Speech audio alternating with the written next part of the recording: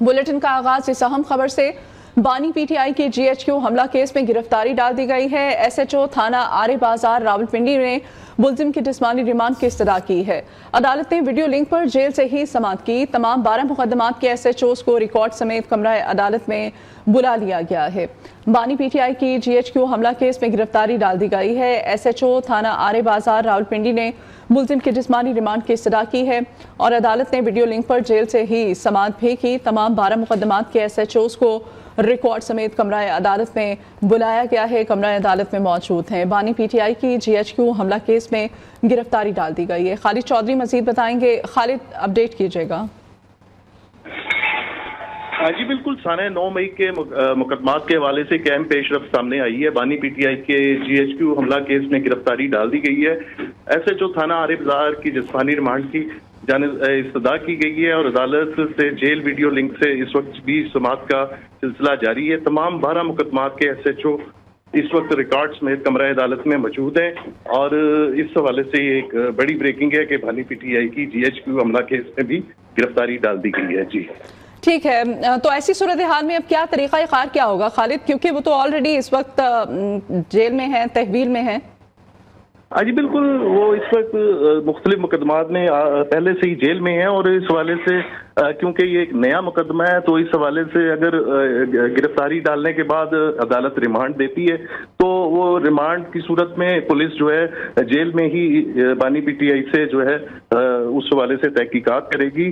ताहम अभी समाअत जारी है और क्योंकि ये केस 9 मई का है जब बानी पीटीआई गिरफ्तार थे, तो इस हवाले से बहुत से ऐसे पहलू हैं जिनको देखना होगा और आज की समाअत में कुछ ही देर में जो है मजीद अपडेट सामने आ जाएगी। जी अच्छा, जीएचक्यू पर जो हमला किया गया था इसमें और पीटीआई के कौन से बड़े जो लीडरशिप में शामिल अफराद थे वो शामिल हैं, उनके नाम सामने आ रहे हैं?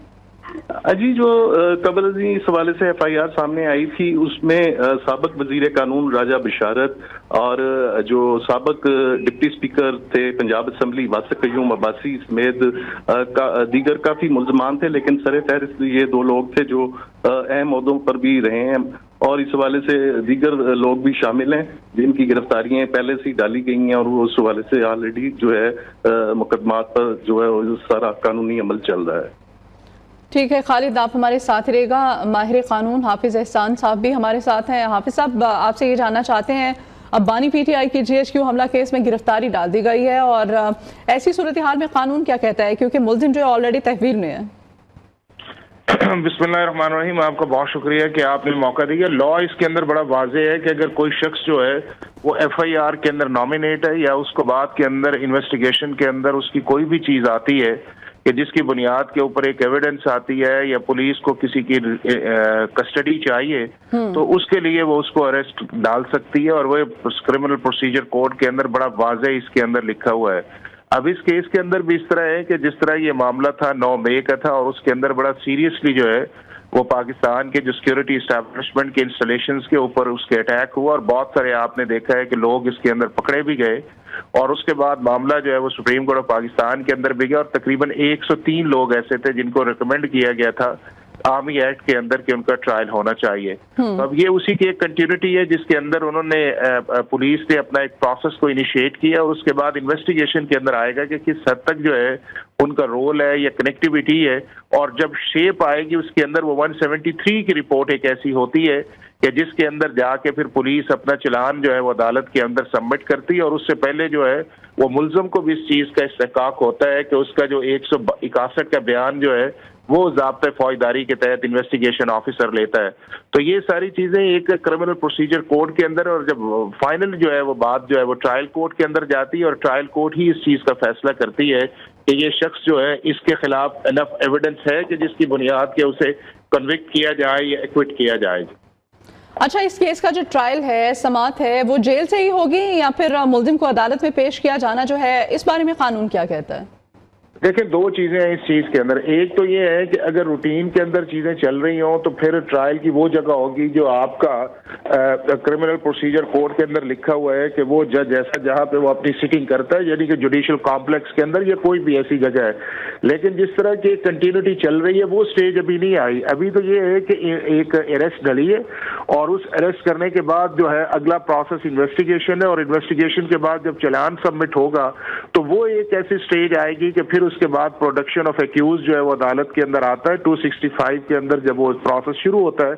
लेकिन उससे पहले अदालत का इससे ताल्लुक नहीं है। हाँ, सिर्फ एक चीज है और वो है जुडिशियल कस्टडी के अंदर जो अगर बंदा ऑलरेडी मौजूद हो तो वहां के ऊपर अगर उसे अरेस्ट डाल दें और दोबारा उसके लिए रिमांड की जरूरत हो तो फिर आपको जाना पड़ता है मुतलका अदालत के सामने, और वो अदालत जो है वो वहां पे भी हो सकती है और उसके अंदर कस्टडी का होना जरूरी नहीं है। सिर्फ अगर पेपर्स की बुनियाद पे कह दिया जाए कि ऑलरेडी वो शख्स जो है वो जेल के अंदर है और उसकी ट्रेवलिंग जो है वो सिक्योरिटी के अंदर है तो अदालत इस चीज को कंसीडर कर देती है।